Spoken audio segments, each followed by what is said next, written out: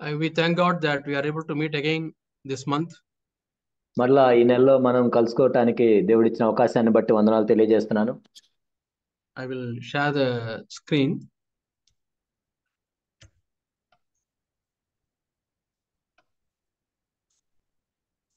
Are you able to see the brother? Yeah. Yes, brother.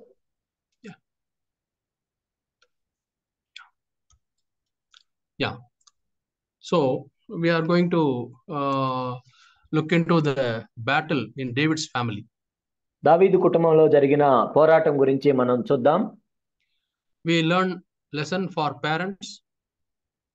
ఇక్కడ తల్లిదండ్రులకు ఒక పాఠం మనం నేర్చుకోవచ్చు తల్లిదండ్రులుగా. We also learn a lesson for young boys and young girls. యవనస్తులైన పురుషులుగా స్త్రీలుగా కూడా మనం ఈ పాఠాన్ని నేర్చుకోవచ్చు. I hope in many of our homes young boys and girls are there. మన కుటుంబంలో అనేక మంది యవన పురుషులు స్త్రీలు ఉన్నారు. So this warning message will be helpful for us to walk in the godly way. మనము దైవికమైన మార్గంలో నడవటానికి ఈ హెచ్చరిక వర్తమానం ఉపయోగపడుతుంది. You know, Amnon was the firstborn for King David. మనకు తెలుసు దావీదును చూసినట్లయితే అమ్నోను దావీదుకు మొట్టమొదటి కుమారుడుగా ఉన్నాడు. And he was killed by the servants of the third son Absalom. మూడవ కుమారుడైన అబ్షాలోము యొక్క సేవకులు అమ్నోను చంపేస్తారు. Yeah, both had same father but not mother. వాళ్ళిద్దరికీ కూడా ఒక్కడే తండ్రి ఉన్నాడు కానీ తల్లులు వేరు. So naturally the jealousy, the bitterness, anger against each other started coming into picture. కాబట్టి సాధారణంగా మనం చూసినట్లయితే వాళ్ళకి అసూయ ఉంటుంది, లేకపోతే పగ తీర్చుకోవటం ఉంటుంది, ఇవన్నీ కూడా వాళ్ళకి కలుగుతాయి. And as the firstborn of Amnon, he should have focused on the throne because he is supposed to get the throne from his dad. అమ్నోను మొదటి కుమారుడు కాబట్టి అతను నిజానికి సింహాసనం మీద తన దృష్టి పెట్టాలి, తన తండ్రి దగ్గర నుంచి ఆయనకి రాజ్యం వస్తుంది. But here this killing, the murder, it was not for the throne but it was for the beautiful Tamar.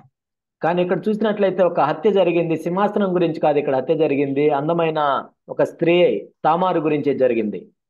The murder was because of the problem of premarital sex.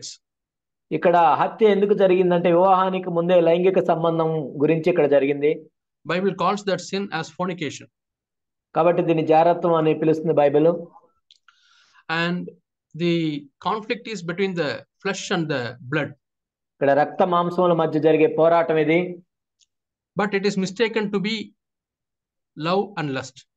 కానీ దీన్ని ప్రేమ అంటారు, లేకపోతే ఈ ప్రేమకి మరియు మోహానికి మధ్య ఉన్న సంబంధం ఇది. Yeah, they thought it is love but it is lust. వాళ్ళు ఏమో ప్రేమ అని పిలుస్తారు కానీ నిజానికి అది ప్రేమ కాదు, మోహం. The reason for this is that Amnon was not having a clear focus in his life. కాబట్టి ఇక్కడ ఎందుకు ఇలా జరిగిందంటే అమ్నోను జీవితంలో మనం చూసినట్లయితే తాను ఏమి చేయాలో సరి అయిన లక్ష్యం అతనికి లేదు. Saint Paul had a focus in his life. పౌలు మనం చూసినట్లయితే పరిశుద్ధుడైన పౌలు ఒక లక్ష్యాన్ని కలిగి ఉన్నాడు. His focus was to obtain the praise of his great calling, high calling. తాను పిలువబడిన ఉన్నతమైన పిలుపు కోసం బహుమానం పొందాలని ఆయన ఆ లక్ష్యాన్ని గురిని కలిగి ఉన్నాడు. That we read in the book of Philippians. ఫిలిప్పీయులకు రాసిన పత్రికలో మనం దాన్ని చదువుతాం. He says, forgetting the things that are behind, I press on towards the mark of the high calling. కాబట్టి నేను వెనక ఉన్న వాటిని మరిచి నాకు ముందుగా ఉంచబడిన నేను ఎందుకు పిలువబడ్డాను ఉన్నతమైన పిలుపు కోసం బహుమానం పొందవాలని మాత్రం నేను పరిగెత్తుచున్నాను అన్నాడు పౌలు. It is found in Philippians chapter 3 and verse 14. ఫిలిప్పీయులకు రాసిన పత్రిక 3వ అధ్యాయం I press on towards, మనం చూస్తాం. yeah, I press on towards the goal. ఇక్కడ నేను గురి వద్దకే పరిగెత్తుచున్నాను. That is a holy calling, heavenly calling. ఇక్కడ పర సంబంధమైన పిలుపు ఉంది. And 15th verse he says, let all those who are matured, let them have this mind. 15వ వచనంలో కాబట్టి మనలో సంపూర్ణమైన వారందరం ఈ తాత్పర్యమే కలిగి ఉందము. If you are of different mind, may God expose it and convict you. అప్పుడు దేని గురించైనా మీకు వేరు తాత్పర్యము కలిగినట్లు అది దేవుడు మీకు బయలుపరచును. So 16th verse, let us have the same mind. కాబట్టి 16వ వచనం ఆయన ఇప్పటి వరకు మనకు లభించిన దాన్ని బట్టి క్రమముగా నడుచుకుందాము. And 18th verse it says there are many people who walk in different ways. 18వ వచనం మనం చూస్తే అనేకులు వేరు వేరు మార్గాల్లో నడుస్తూ ఉన్నారు. So Paul's simple definition for the enemies of the cross is those who don't have a focus in life. కాబట్టి ఇక్కడ పౌలు క్రీస్తుకు శత్రువులు, సిలువకు శత్రువులు అని ఎవరిని పిలుస్తున్నా అంటే ఎవరైతే వాళ్ళ జీవితంలో గమ్యం గురి లేదో వాళ్ళని. They have a different focus. వాళ్ళ గురి వేరు. And those are enemies of the cross. వాళ్ళు క్రీస్తు సిలువకు శత్రువులుగా ఉన్నారు. Those who are hearing me, do you want to be the friend of the cross or enemy of the cross? కాబట్టి నేను ఇప్పుడు చెప్తున్నప్పుడు మీరు వింటున్నారు, మీరు సిలువకు శత్రువులుగా ఉన్నారా, స్నేహితులుగా ఉన్నారా? If you want to be the friend of the cross, you have to have a clear focus like Paul. మీరు సిలువకు స్నేహితులుగా ఉండాలంటే పౌలు వలె స్పష్టమైన గమ్యాన్ని, గురిని కలిగి ఉండాలి. And what are the focuses of the people who are enemies of the cross? కాబట్టి క్రీస్తు సిలువకు శత్రువులుగా ఉంటే వాళ్ళు దేన్ని చూస్తూ ఉంటారు? Their focus is all that are next to the earth. వాళ్ళ గురి అంతా భూ సంబంధమైన వాటి అందే. They seek the things of this world. వాళ్ళు భూ సంబంధమైన వాటి అందే మనస్సును ఉంచుతారు. And their focus is their own stomach. వాళ్ళ కడుపే వాళ్ళ దేవుడు. But what should be our focus? కానీ మన గురి ఏమై ఉండాలి? 20th verse he says, our citizenship is in heaven. మన పౌరస్థితి పరలోకమందున్నది. And we are expecting Jesus Christ to come from there. అక్కడ నుండి ప్రభువైన యేసుక్రీస్తును రక్షకుని నిమిత్తం కనిపెట్టుకొని ఉన్నాము. So that is the focus. Christ is the focus. క్రీస్తే మన గురి. And that is the life of a Christian who loves the cross. ఎవరైతే సిలువను ప్రేమిస్తారో ఆ క్రైస్తవుని యొక్క జీవితం ఎలా ఉంటుంది? Jesus also had a focus in his life. యేసుక్రీస్తు ప్రభువారు కూడా తన జీవితంలో ఒక గురిని కలిగి ఉన్నాడు. We read in the book of Hebrews chapter 12. హెబ్రీయులకు రాసిన పత్రిక 12వ అధ్యాయాన్ని మనం చూసినట్లయితే he had a purpose before him. ఆయన ముందు కూడా ఒక గురి ఉంది. Yeah, first verse for the writer of the Hebrew says, let us press on, let us run towards looking unto Jesus. Hebrews 12:1లో మనం చూసినట్లయితే హెబ్రీ గ్రంథకర్త ఈ విధంగా చెప్తూ ఉన్నాడు, యేసు వైపు చూచు మన ఎదుట ఉంచబడిన పందెములో ఓపికతో పరిగెత్తుదము. That is a focus. అదే మన గురి. And Jesus also had the focus, which is the joy which is kept in heaven. తన ఎదుట ఉంచబడిన ఆనందము కొరకు ఆయన ఈ విధంగా చేశాడు. ఆయన ముందు కూడా గురి ఉంది. So the death that happened in David's family is the consequence of no focus, no correct focus.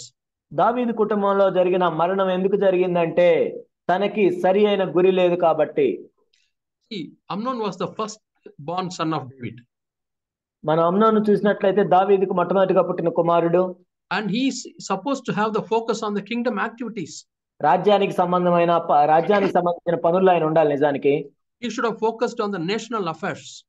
నిజానికి దేశానికి సంబంధించిన విషయాలు ఆయన పట్టించుకుంటూ ఉండాలి. But he did not focus on that one. కానీ దాని మీద ఆయన దృష్టి ఉంచలేదు. A king's son, a king's eldest son, he should be after the affairs of the father. ఒక రాజు యొక్క పెద్ద కుమారునిగా తండ్రి యొక్క పనుల్లో ఆయన నిమగ్నమై ఉండాలి. And Jesus, when he went to the temple in Jerusalem, when he was 12 years old, he stayed in Jerusalem and the parents left, forgetting him. యేసుక్రీస్తు ప్రభువారికి 12 సంవత్సరాల వయసు ఉన్నప్పుడు యేసుక్రీస్తు ప్రభువు దేవాలయంలో ఉన్నారు. తన తల్లిదండ్రులు ఆయన విడిచిపెట్టి వెళ్ళిపోయారు. When the parents came back and questioned Jesus, what was he telling? ఆ తల్లిదండ్రులు వచ్చి యేసు ప్రభువుని అడిగినప్పుడు ఆయన ఏం చెప్పాడు? Don't you know that I have to be busy with my father's business? నేను నా తండ్రి యొక్క పనుల్లో ఉండాలి అని మీకు తెలియదా? So Jesus was always busy with the father's business.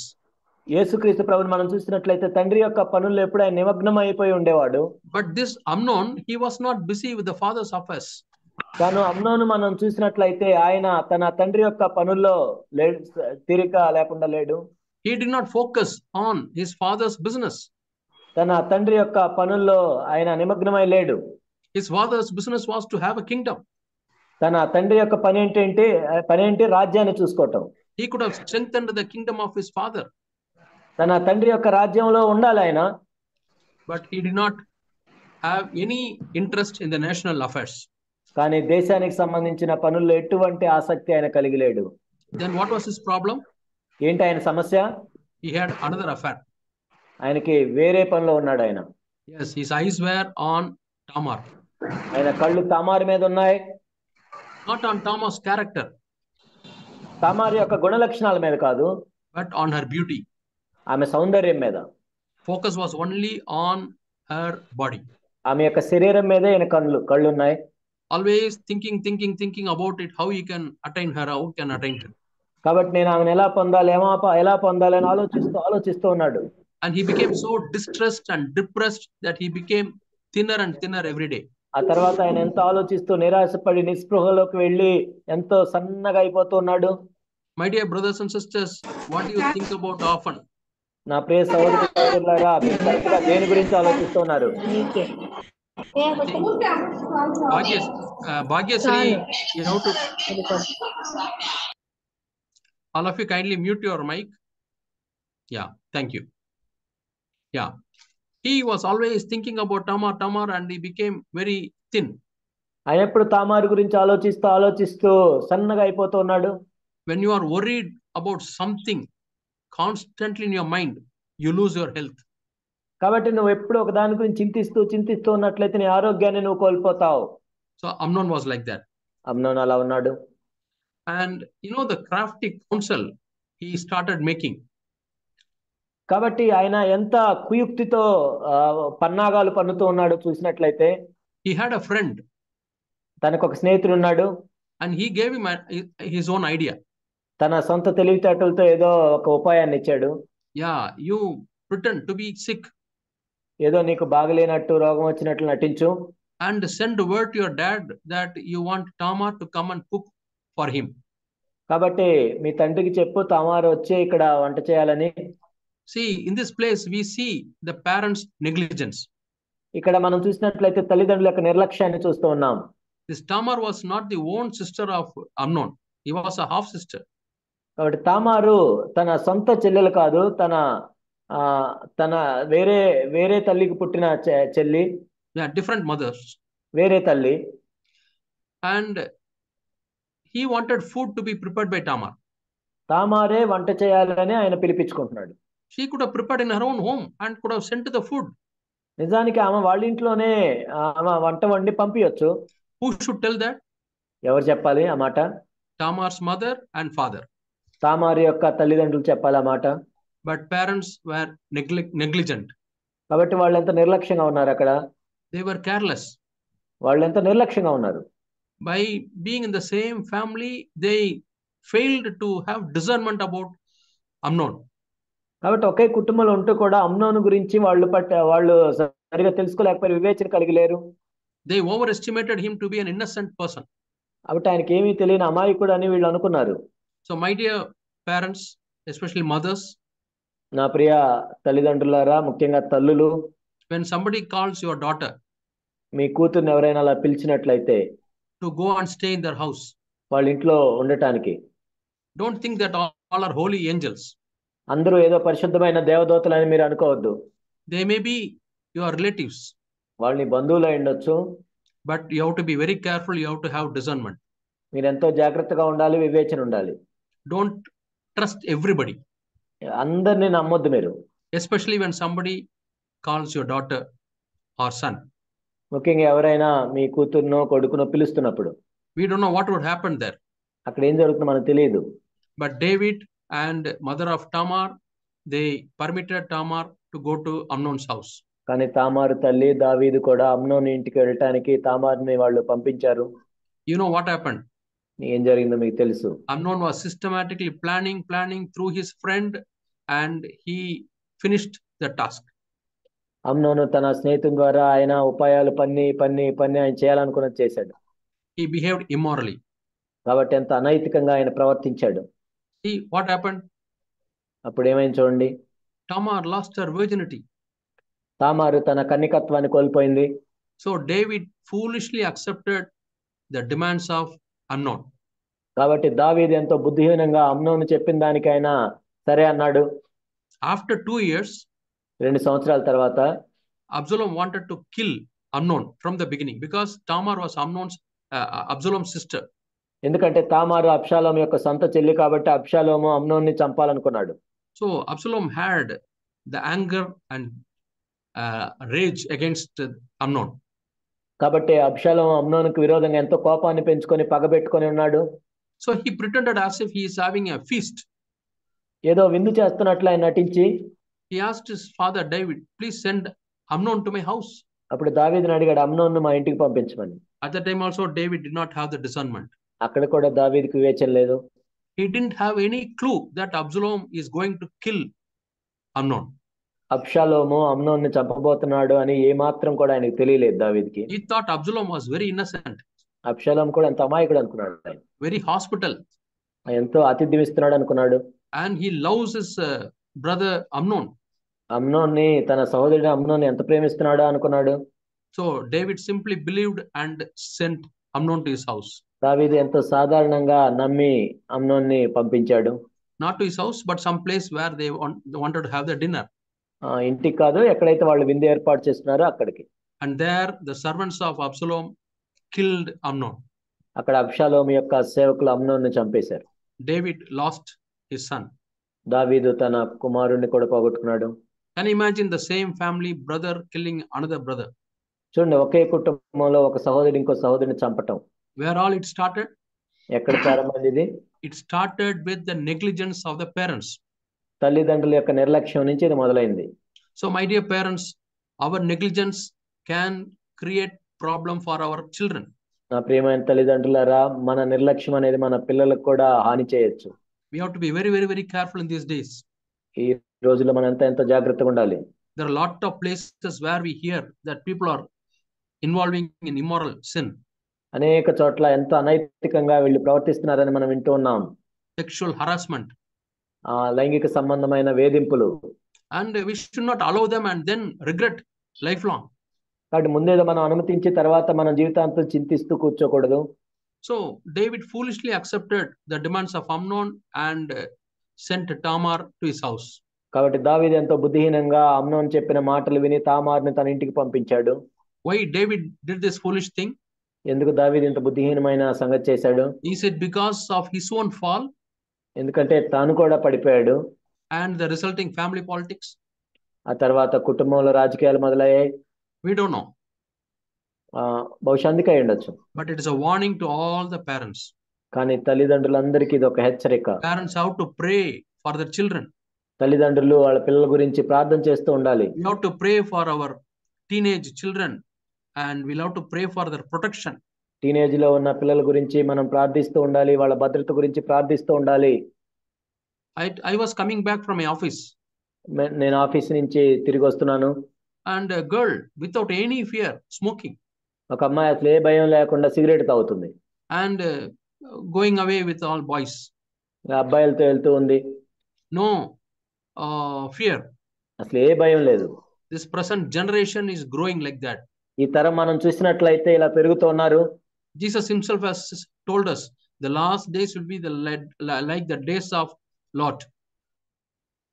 యేసుక్రీస్తు ప్రభువు చెప్పారు చివరి దినాలు లోతు దినాల వలె ఉంటాయని. And now it has already started. ఇప్పుడు ఆ దినాలు ప్రారంభమయ్యాలా? So how can we protect our family as a godly family?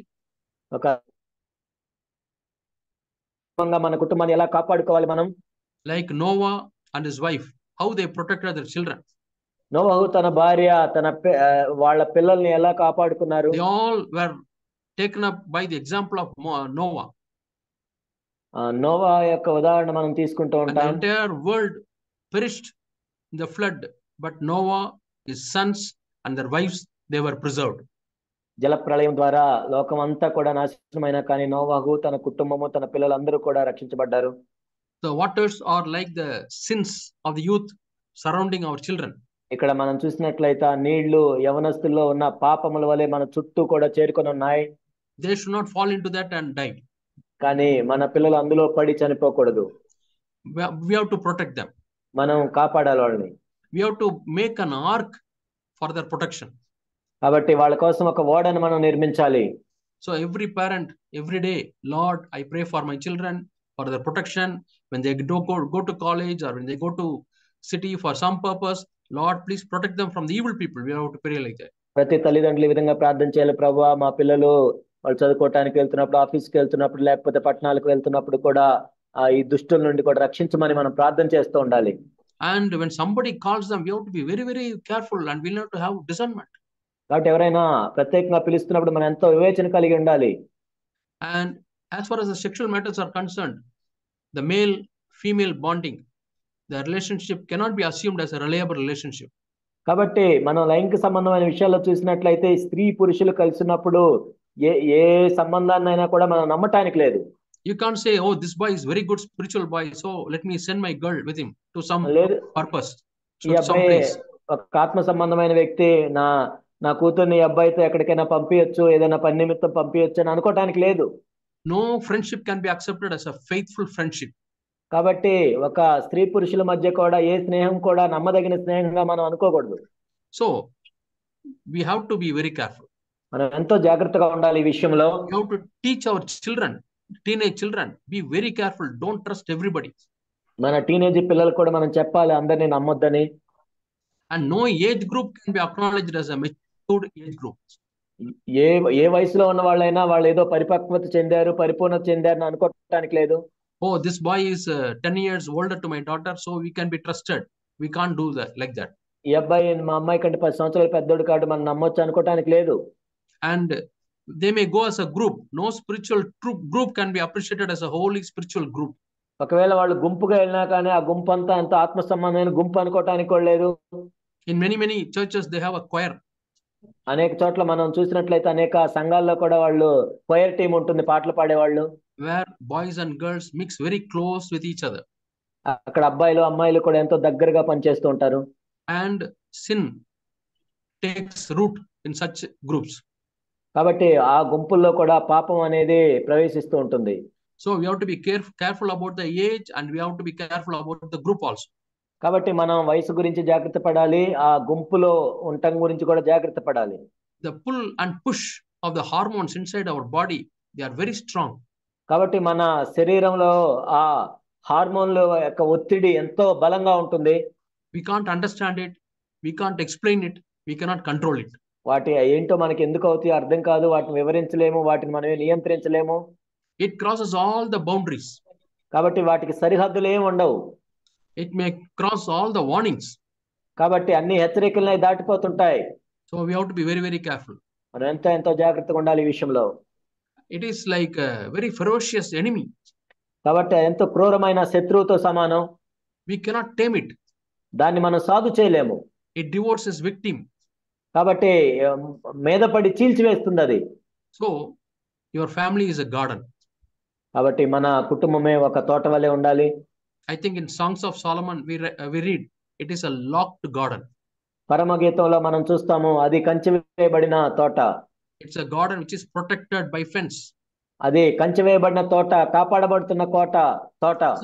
See, God has put a fence, but we can break it and allow others to come in and go.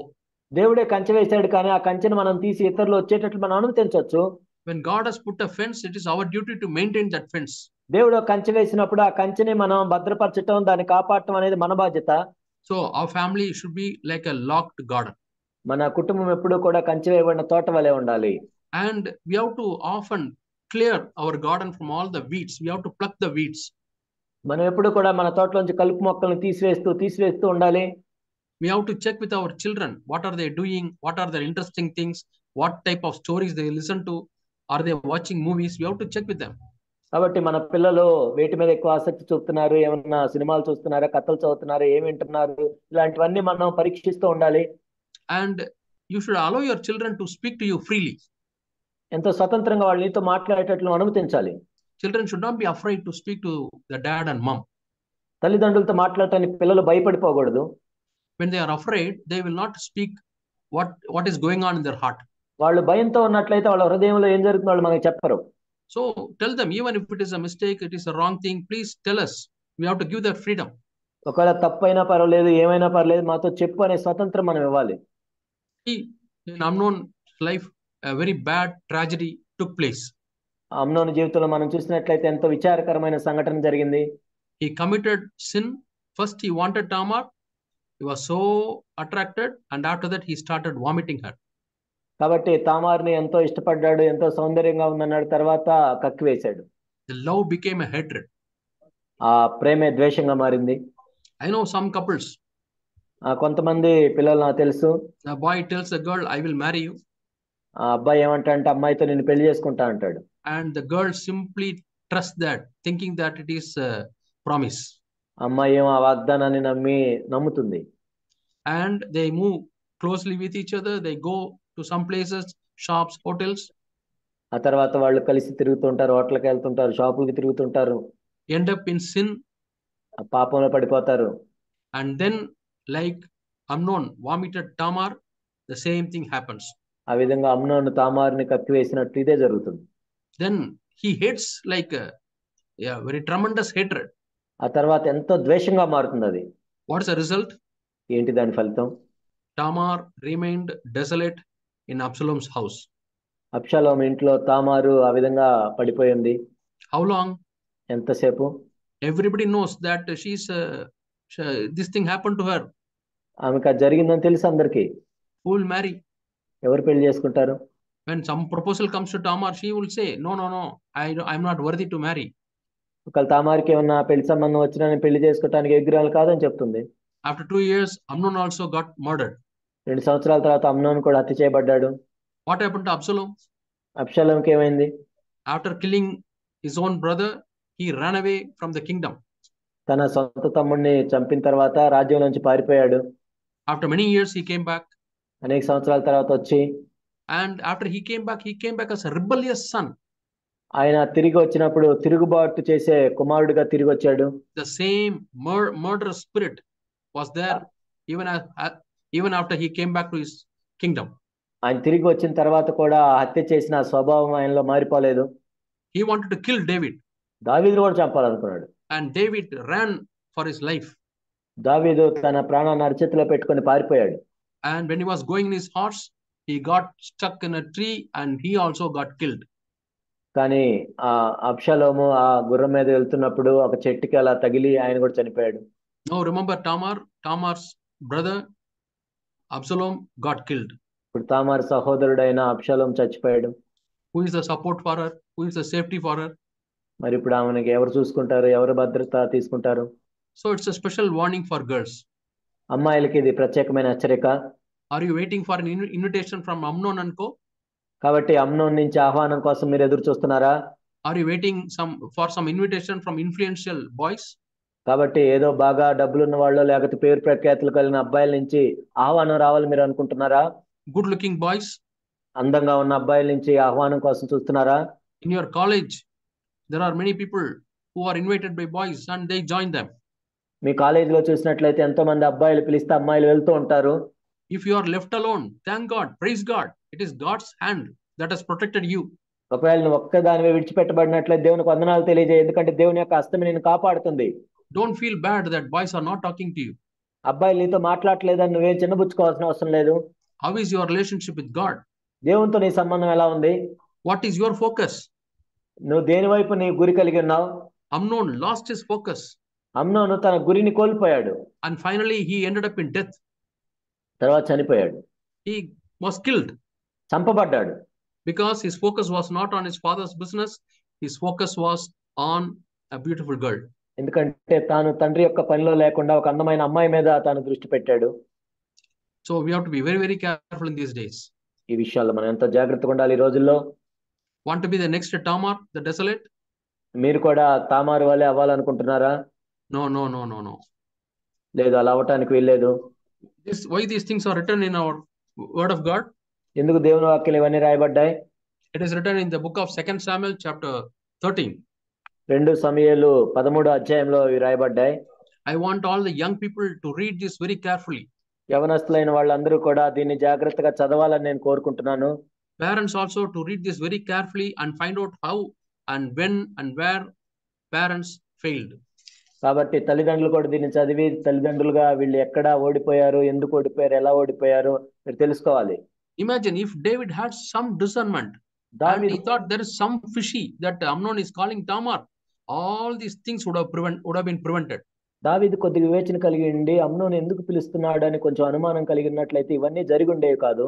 And in his family, Amnon would not have died, Absalom would not have become a murderer, and he also would not have died, and Tamar would have been safe. అలా ఉన్నట్లయితే అమ్నోను చంపబడి ఉండేవాడు కాదు, లేకపోతే అబ్షాలోము కూడా చచ్చిపోయి ఉండేవాడు కాదు, తామారు కూడా ఎంతో భద్రపరచబడి ఉండేది. Can you imagine how much David would have suffered and would have worried about it, తర్వాత cried about it? తర్వాత దావీదు ఎంత వేదన పడి ఉంటాడో, శ్రమ పడి ఉంటాడో, ఏడ్చి ఉంటాడో, ఇబ్బంది పడి ఉంటాడో మీకు తెలుసా? So, as parents, let us cry out to God, Lord, give me discernment to protect my children, Lord. You have given them to me, Lord. ఓ ప్రభువా, నా పిల్లల్ని కాపాడటానికి కావాల్సిన వివేచన దయచేయండి. మీరు ఇచ్చారు ప్రభువా పిల్లల్ని. And when your children are not born again, మీ పిల్లలు తిరిగి జన్మించినట్లయితే, when you are not following the Lord, when they are not following the Lord, వాళ్ళు ప్రభుని వెంబడించకుండా ఉన్నట్లయితే, do you have any burden in your heart? మీ హృదయంలో ఏమైనా భారం ఉందా? I would like to read a verse from the Bible. బైబిల్లో నుండి ఒక మాట మీరు చదవాలని నేను కోరుకుంటున్నాను. Romans chapter 9. రోమీయులకు రాసిన పత్రిక 9వ అధ్యాయం. And Paul is telling. ఇక్కడ పౌలు చెప్తూ ఉన్నాడు. See, 8th chapter, Paul is telling all the beautiful blessings the God's children are having. 8వ అధ్యాయంలో ఇక్కడ పౌలు చెప్తున్నాడు, దేవుని పిల్లలుగా మనం కలిగి ఉండే ఆధిక్యతల్ని, ఆశీర్వాదాల గురించి చెప్తున్నాడు.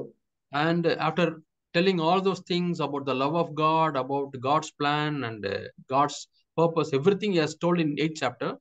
దేవుని ప్రేమ గురించి, దేవుని ప్రణాళిక గురించి, వాటన్నిటి గురించి 8వ అధ్యాయంలో చెప్పిన తర్వాత he immediately thinks of his own brothers and sisters.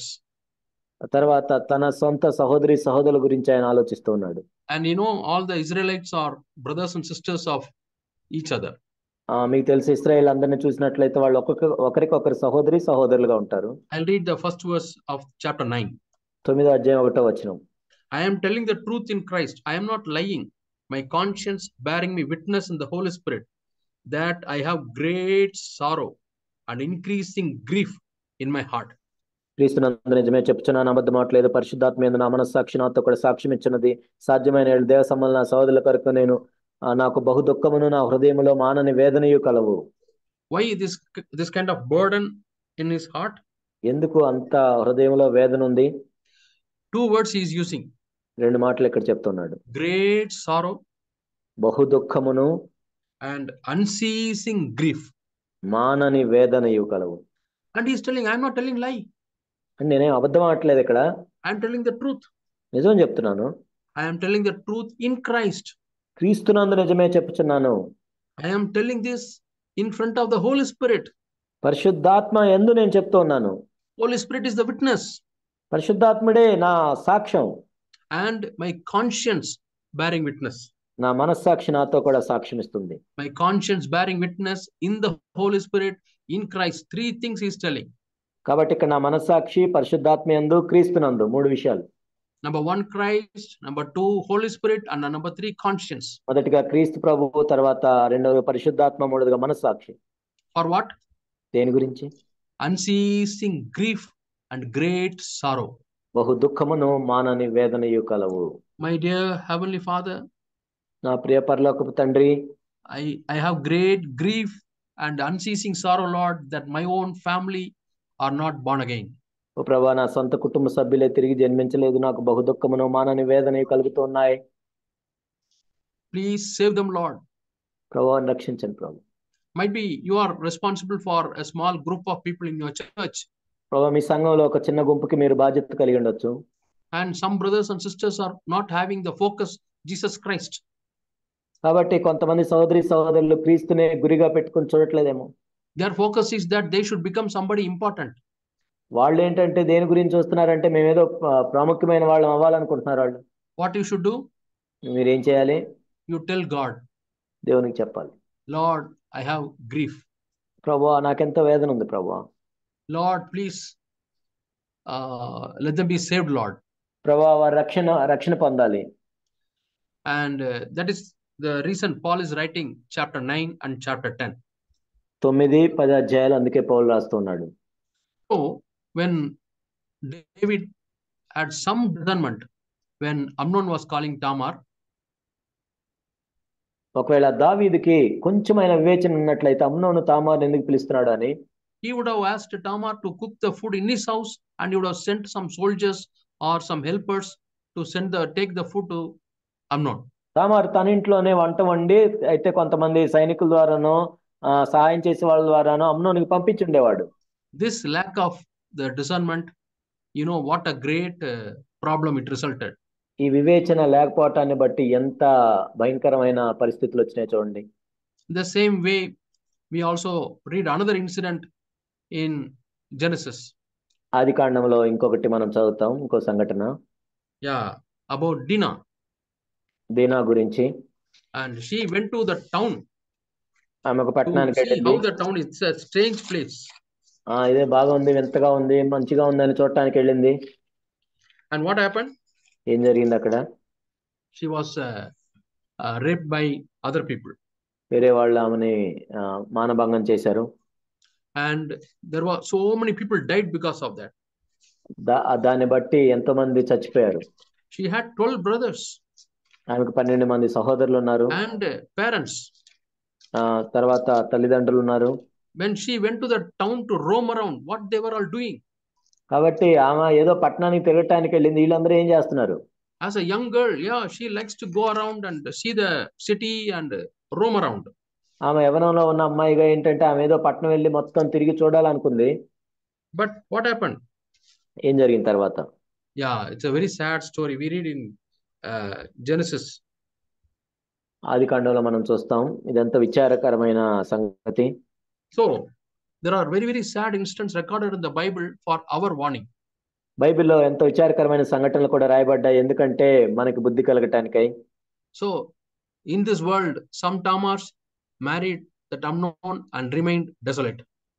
కొంతమంది అయితే తామార్ లాంటి వాళ్ళు ఈ లోకంలో చూసినట్లయితే అమ్నోను లాంటి వాళ్ళని పెళ్లి చేసుకొని తర్వాత వాళ్ళు విడిచిపెట్టబడ్డారు.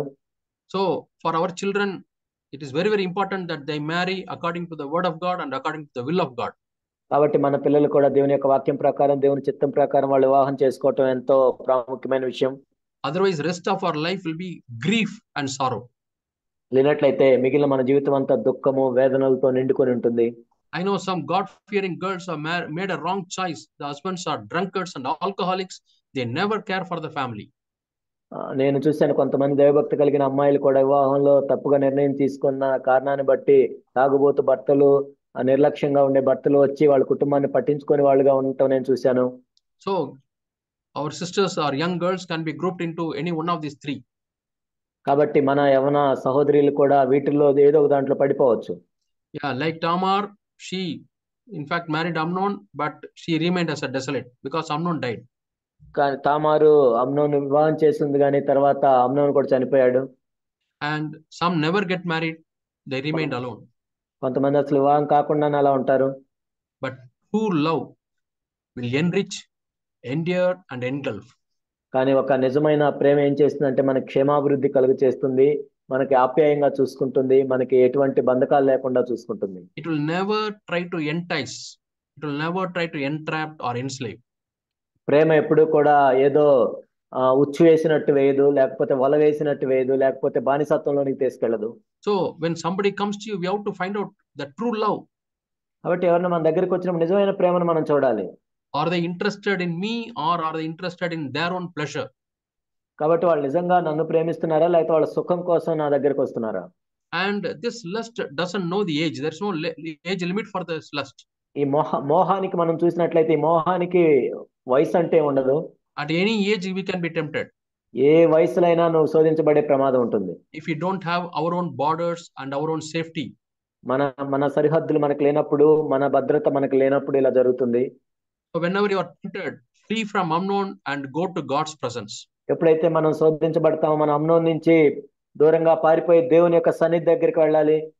Keep your purity as the gift for your would-be. కాబట్టి నీ పవిత్రత అనేది నీ కాబోయే భర్త కోసం నువ్వు దాచిపెట్టుకోవాలి. In this present evil world, it is a challenge for all the girls. ఇంత దుష్టమైన ఈ దుష్ట యుగంలో ప్రతి అమ్మాయికి కూడా ఇది ఎంత సవాలు. But it is worth facing the challenge. కానీ ఈ సవాలు మనం స్వీకరించడం అనేది ఎంతో యోగ్యమైంది. There may be many boys hearing this message. ఎంతమంది అబ్బాయిలు కూడా బహుశా ఈ వర్తమానం వింటున్నారేమో. This warning is also for you. ఈ హెచ్చరిక నీకు కూడా. Don't be an Amnon. ఏదో అమ్నోన్ లాగా ఉండొద్దు నువ్వు. Don't scheme. ఏదో కుయుక్తులు పన్నొద్దు. Probably if Amnon had a very good friend, godly friend, he would not have committed this sin. బహుశా అమ్నోనికి ఒక నిజమైన దైవభక్తి కలిగిన స్నేహితుడు ఉంటే పాపంలో పడి ఉండేవాడు కాదు. I find many young people, they are led into the wrong way by their friends.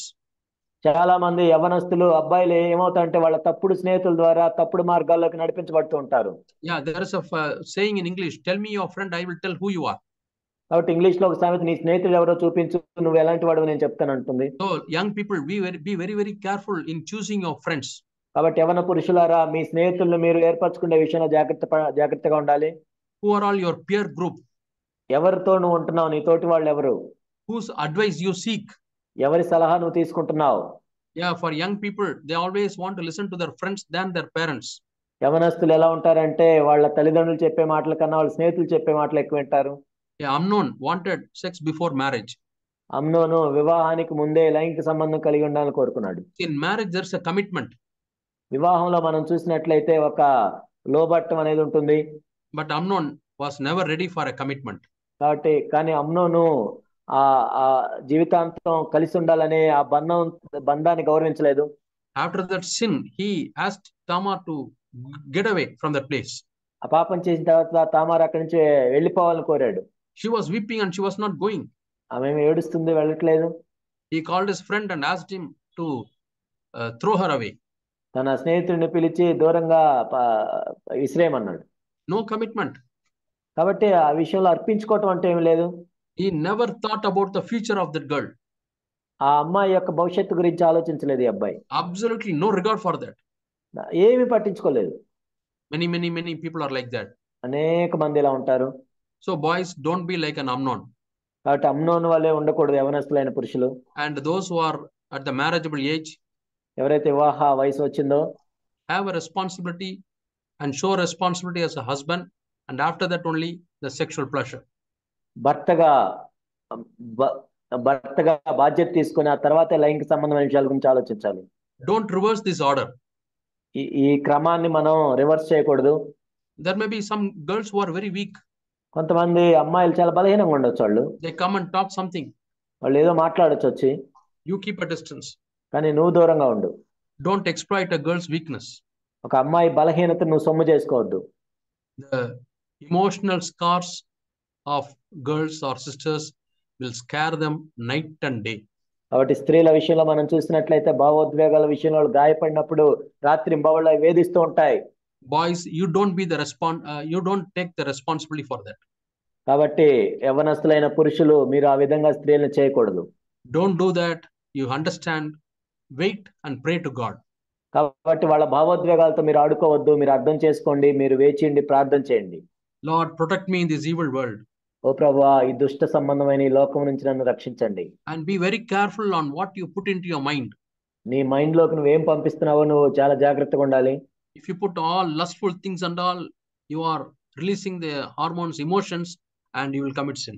మోహపు సంబంధమైన విషయాలను లోపలికి పంపిస్తున్నట్లే అలాంటి హార్మోన్స్ వచ్చి నువ్వు అలాంటి పాపం చేస్తావు. Respect every girl as a person. ప్రతి స్త్రీ కూడా ఒక వ్యక్తిగా గౌరవించు మొట్టమొదట. And if you honor God, God will honor you and you shall be a blessing. నీవు దేవుడిని గణపరిచినట్లయితే దేవుడు నిన్ను గణపరుస్తాడు, నువ్వు కూడా ఆశీర్వాదకరంగా ఉంటావు. A word to my dear husbands and wives who are gathered here. ఇక్కడ కూడి వచ్చిన భార్య భర్తలకు నేను చెప్తుంది ఏంటంటే, you have to be very careful that you have made a commitment to your wife. కాబట్టి నీ భార్య పట్ల నీవు జీవితాంతం కలిసి ఉండాలని నిర్ణయం తీసుకున్నావు. Until death parts us or until Christ comes, we have to be true to our commitment. మరణం వరకు లేక క్రీస్తు వచ్చే వరకు కూడా మనం ఏదైతే ఒప్పుకున్నామో దానికి మనం కట్టుబడి ఉండాలి.